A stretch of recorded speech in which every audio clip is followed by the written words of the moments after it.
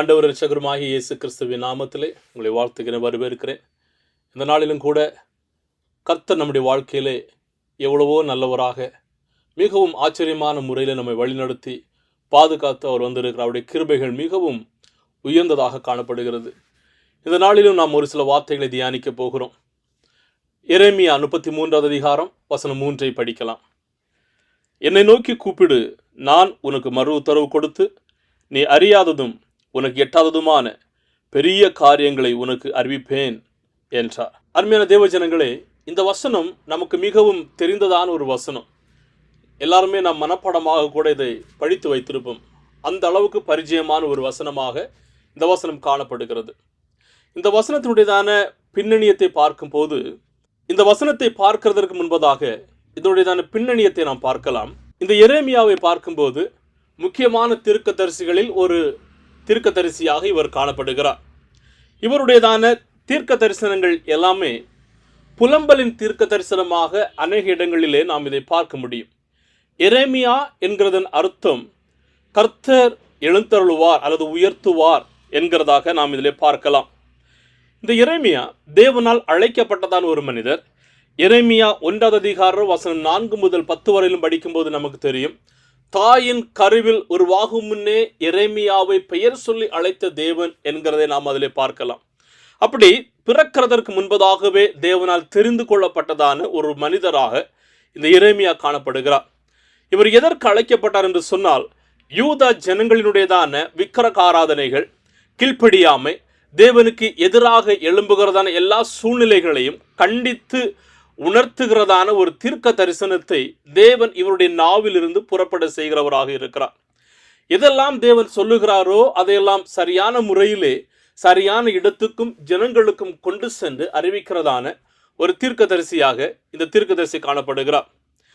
இவருடைய வாழ்க்கையிலே தேவன் சொல்லுகிறதை நிறைவேற்றுகிறதன் காரணமாக ஜனங்கள் இவரை வெறுக்க ஆரம்பிக்கிறார்கள். இவர்கள் மீது பழி சுமத்த ஆரம்பிக்கிறார்கள்.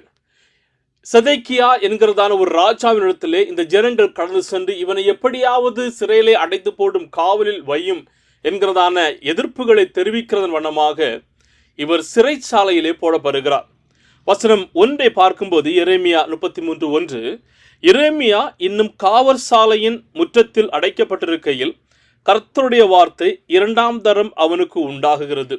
இப்போது காவலில் இருக்கிறதான போது, ஆண்டவரே உம்முடைய ஊழியத்தை செய்திருக்கிறேன், நீர் சொன்னதையெல்லாம் நான் செய்திருக்கிறேன், உம்முடைய ஊழியத்தை செய்ததன் நிமித்தமாகவும் உண்மையான ஊழியக்காரனாக தீர்க்கதரிசியாக இருந்தது நிமித்தமாகவும் இப்போது நான் காவலில் அடைக்கப்பட்டிருக்கிறேன். இதற்கு அப்புறமாக என்னுடைய ஊழியத்தில் என்ன நடக்க போகிறது, நான் எங்கு சென்று உம்முடைய தீர்க்க தரிசனங்களையும் உம்முடைய ஊழியங்களை செய்ய போகிறேன் என்கிறதான ஒருவேளை அநேக விதமான குழப்பத்திலும் கலக்கத்திலும் எரேமியா இப்போது இந்த காவலில் அடைக்கப்பட்டிருக்கலாம்.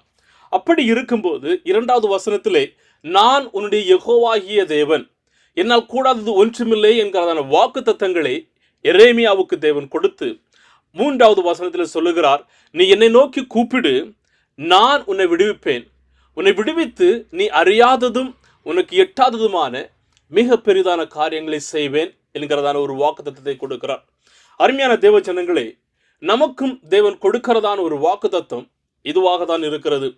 நீங்களும் நானும் அவரை நோக்கி அழைக்க வேண்டும், நீங்களும் நானும் அவரை நோக்கி கூப்பிட வேண்டும். நாம் கூப்பிடுகிறதான போது அவர் நம்மோடு கூட இருக்கிறவர். இந்த வசனத்திலிருந்து நாம் ஒரு 3 காரியங்களை கற்றுக்கொள்ள முடியும். அதே வசனம் சொல்லுகிறது, 1வது பகுதியிலே தேவன் எல்லாருக்குமே ஒரு அழைப்பை கொடுக்கிறார். It's an invitation to call unto him. அவரை நோக்கி கூப்பிடும்படியான ஒரு அழைப்பை தேவன் கொடுக்கிறவராக இருக்கிறார். தேவன் கொடுக்கிறதான அழைப்பு ஒரு உலக பிரகாரமான அழைப்பு அல்ல, ஒரு தெய்வீகத்துவம் நிறைந்ததான ஒரு அழைப்பாக இருக்கிறது. இந்த உலகத்திலே அநேக ஜனங்கள் நம்மை அவருடைய வீட்டினுடையதான ஃபங்க்ஷனுக்கோ அல்லது ஏதோ ஒரு சிறந்த ஒரு கொண்டாட்டங்களுக்கோ அழைப்பார்கள். அழைத்து நாமும் கடந்து செல்லுவோம், அதில் பங்கெடுப்போம், கடந்து வருகிறவர்களாக இருப்போம். ஆனால் அந்த கொண்டாட்டங்களிலே ஒரு சில பேருக்கு மட்டும் மிகவும் உயர்ந்ததான பதவிகள் அல்லது உயர்ந்ததான இருக்கைகள் அல்லது நல்ல உபசரிப்புகள் காணப்படும். மற்ற ஜனங்கள் அவர்கள் போய்விட்டு அவர்களை வாழ்த்தி விட்டோ அல்லது கொடுக்கிறதை கொடுத்து விட்டோ அவர்கள் கடந்து வருவார்கள். ஆனால் தேவன் அப்படி அல்ல. இந்த அழைப்பு ஒரு குறிப்பிடப்பட்டதான ஜனங்களுக்கு மாத்திரமல்ல, தேவனை ஆராதிக்கிறதான ஜனங்களுக்கு மாத்திரமல்ல, கிறிஸ்தவன் என்று சொல்லுகிறதான ஜனங்களுக்கு மாத்திரமல்ல, எல்லா ஜனங்களுக்குமான ஒரு இன்விடேஷனை தேவன் கொடுக்கிறார். என்ன இன்விடேஷன் அது? என்ன அழைப்பு அது? என்னை நோக்கி கூப்பிடு. அருமையான தேவ ஜனங்களை, நாம் தேவனை நோக்கி கூப்பிட வேண்டியது அவசியமானதாக இருக்கிறது. எதற்காக நாம் அவரை நோக்கி கூப்பிட வேண்டும்? முதலாவது, அவர் நம்முடைய தேவன். இந்த தேவன் நம்முடைய தேவனாக காணப்படுகிறார். இதை சொல்லி பாருங்கள் உங்களுடைய மனதிலே, இந்த தேவன் என்னுடைய தேவன். சங்கீதம் 103 சொல்லுகிறது, கர்த்தரே தேவன் என்று அறியுங்கள், நாம் அல்ல, அவரே நம்மை உண்டாக்கினார், நாம் அவர் ஜனங்களும் அவர் மேய்ச்சலின் ஆடுகளுமாக இருக்கிறோம். ஆம், இந்த தேவனை நாம் உருவாக்கவில்லை, இந்த தேவன் நம்மை உருவாக்கி இருக்கிறார். எனவே இவர் நம்முடைய தேவனாக இருக்கிறார். இரண்டாவதாக, இவர் நம்மை விடுவிக்கிறதான தேவன். இந்த தேவன் யார் என்று சொன்னால், நம்முடைய தேவன் மாத்திரமாக அப்படி இருந்துவிட்டு கடந்து செல்லுகிறது இல்லை, அவர் நம்மை விடுவிக்கிறவராக இருக்கிறார். சங்கீதம் 34:15-17 சொல்லுகிறது, கர்த்தருடைய கண்கள் நீதிமான்கள் மேல் நோக்கமாக இருக்கிறது, அவருடைய செவிகள் அவர்கள் கூப்பிடுதலுக்கு திறந்திருக்கிறது.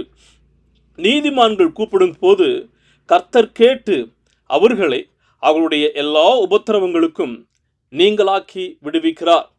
ஆம், நம்மை விடுவிக்கிறதான ஒரே தேவன் இந்த தேவனாக காணப்படுகிறார். வேற எந்த விதமான தேவர்களும் நம்மை விடுவிக்க முடியாது. வேறு எந்த விதமான சூழ்நிலைகளும் நம்மை விடுவிக்க முடியாது. நம்மை விடுவிக்கின்றதான ஒரு தேவன் இந்த தேவனாக இருக்க, நம்முடைய கண்ணீர்களில் இருந்தும், நம்முடைய பலவீனங்களில் இருந்தும், நம்முடைய பாடுகளில் இருந்தும், நம்முடைய இக்கட்டுகளில் இருந்தும் நம்மை விடுவித்து காத்து கொள்ளுகிறதான தேவன் இந்த தேவனாக இருக்கிறார். இன்னும் ஒரு வசனத்தை பார்க்கலாம். சங்கீதம் 50:15 சொல்லுகிறது, ஆபத்து காலத்தில் என்னை நோக்கி கூப்பிடு, நான் உன்னை விடுவிப்பேன், நீ என்னை மகிமைப்படுத்துவார். நம்முடைய தேவன் நம்மை விடுவிக்கின்ற தேவனாக இருக்கிறார். நம்முடைய தேவன் நம்மை விடுவிக்கிறவர், வழி நடத்துகிறதான தேவன். இந்த தேவனை எப்போது நாம் அழைக்க வேண்டும்? இந்த தேவனை அழைக்கிறதற்கு என்று சொல்லி ஏதாவது ஒரு சில குறிப்பிடப்பட்டதான தருணங்கள் மாத்திரமே இருக்கிறதா? இல்லை. இந்த தேவனை நாம் எப்போதும் அழைக்கலாம், எவ்வேளைகளிலும் அழைக்கலாம். தாவீது சொல்லுகிறார் சங்கீதம் 88:1, என் ரட்சிப்பின் தேவனாகிய கர்த்தாவே, இரவும் பகலும் உம்மை நோக்கி கூப்பிடுகிறேன், அந்தி சந்தி மத்தியான வேளையிலும் அவரை நோக்கி முறையிடுவேன் என்று என்னை கேட்டுக்கொண்டிருக்கிறதான அருமையான தேவ ஜனங்களே, இந்த தேவன் உங்களுக்கும் ஒரு அழைப்பை கொடுக்கிறார். அந்த அழைப்பை ஏற்றுக்கொள்ளுகிறதான பகுதியில் நீங்கள் காணப்படுகிறீர்களா? அவரை அழைக்க வேண்டியது அவசியம், அவரை நோக்கி கூப்பிட வேண்டியது அவசியம். அவருடைய இந்த அழைப்புதல் உங்களுக்கு எவ்வேளைகளும் கொடுக்கிறதாக இருக்கிறது.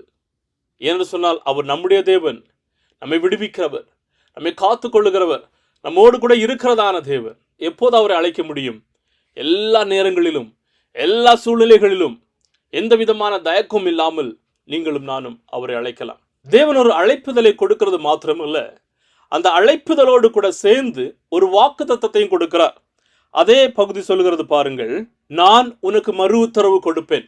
இதுதான் அந்த வாக்குத்தத்தம். தேவன் அழைத்து விட்டு அப்படியே கடந்து செல்லுங்கள் என்கிறதான ஒரு வார்த்தை அல்ல. நீங்கள் என்னை நோக்கி அழையுங்கள், நீங்கள் அழைக்கும் போது உங்களுக்கு நான் மறு உத்தரவு கொடுக்கிறவராக இருப்பேன் என்று சொல்லி, நீதிமான்கள் கூப்பிடும்போது கர்த்தர் கேட்டு அவர்களை அவருடைய எல்லா உபத்திரவங்களிலிருந்து விடுவிக்கிறதான தேவன். நம்முடைய தேவன் வாக்குத்தத்தத்தின் தேவன். அவர் பொய் சொல்ல மனிதர் அல்ல, அவர் மனம் மாற மனு புத்திரரும் அல்ல. அவர் சொல்லுகிறதை நிறைவேற்றுகிற தேவனாக இருக்கிறார். உடைய வாழ்க்கையிலே ஒருவேளை அநேக விதமான வாக்குத்தத்தங்களை அவர் கொடுத்திருக்கலாம். சில விதமான வாக்குத்தத்தங்கள் ஒருவேளை இன்னும் தாமதித்துக் கொண்டிருக்கிறதே, நிறைவேறவில்லையே என்கிறதான கேள்விகள் உங்களுக்கு இருக்கலாம். ஆனால் ஒன்றை மாத்திரம் புரிந்து கொள்ளுங்கள், வாக்குத்தத்தத்தின் தேவன் அவர் உண்மை உள்ளதான தேவன். அவர் தன்னுடைய குறித்த காலத்திலே அதை நிறைவேற்றுகிறவராக இருக்கிறார். என்னை நோக்கி அழையுங்கள், என்னை நோக்கி கூப்பிடுங்கள் என்று சொல்லுகிறவர், நீ கூப்பிடுகிறதான போது நான் மறு உத்தரவு கொடுப்பேன் என்று சொல்லுகிறார். நாம் ஆராதிக்கிறதான தேவன் ஒரு காது வழியாக கேட்டு மற்றொரு காது வழியாக அதை விட்டு விடுகிறவர் அல்ல. அதை கேட்டு நமக்கு பதில் கொடுக்கிற தேவனாக இருக்கிறார். அவருடைய பதிலுக்காக நீங்கள் காத்து கொண்டிருக்கிறீர்களா? என்னுடைய வாழ்க்கையில் இந்த சூழ்நிலைகள் மாற வேண்டும் என்கிறதான கண்ணீரோடு காணப்படுகிறீர்களா? நிச்சயமாகவே உங்களுடைய அழைப்புக்கும், உங்களுடைய கூக்குரலுக்கும், உங்களுடைய கூப்பிடுதலுக்கும் ஒரு பதில் நிச்சயமாகவே அவர் கொடுக்க போகிறவராக காணப்படுகிற. மனிதர்கள் நம்மை கூப்பிடும்போது அவர்கள் கடந்து செல்வார்கள், ஆனால் தேவன் அப்படிப்பட்டவர் அல்ல. இந்த உலகத்தில் ஜனங்களை பார்க்கும்போது அநேக ஜனங்கள் நமக்கு வாக்குரைப்பார்கள்.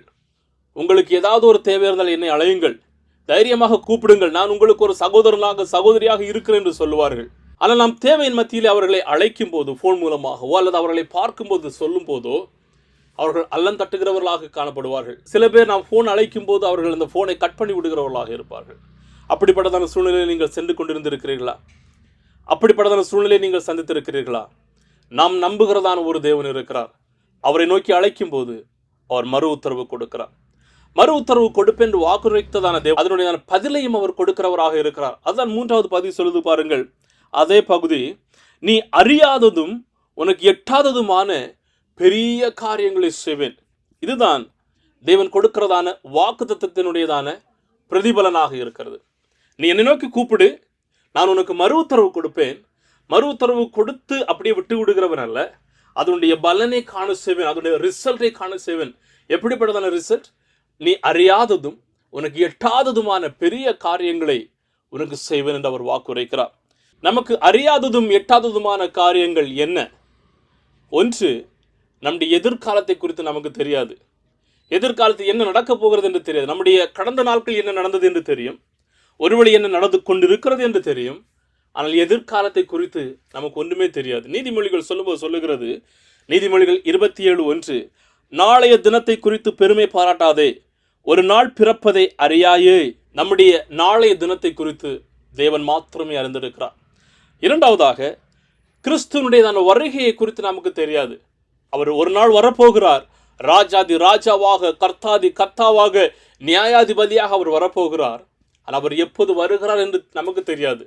நம்முடைய கடமை என்ன? நாம் ஆயத்தமாக இருக்க வேண்டும். அவரை சந்திக்கிறதற்கு, அவரோடு கூட செல்லுகிறதற்கு நாம் ஆயத்தமுள்ளவர்களாக காணப்பட வேண்டும். மத்தேயு 24:44 சொல்லுகிறது, நீங்கள் நினையாத நாளிகையிலே மனுஷகுமாரன் வருவார், ஆதலால் நீங்கள் ஆயத்தமாக இருங்கள். மூன்றாவது, அநேக நேரங்களிலே நமக்கு அவருடைய வார்த்தையை சரியாக அறிந்து கொள்ளாமல் இருப்போம். மார்க் 12:24 சொல்லுகிறது, இயேசு அவர்களுக்கு பிரதியுத்தரமாக, நீங்கள் வேத வாக்கியங்களையும் அவருடைய வல்லமையையும் அறியாதிருக்கிறதுனால் அல்லவா தப்பான எண்ணம் கொள்ளுகிறீர்கள். அநேக நேரங்களிலே கிறிஸ்தவர்களாகிய நாமும் கூட தேவனுடைய வார்த்தை சரியான முறையில் புரிந்து கொள்ளாத ஒரு சூழ்நிலை இருக்கும்.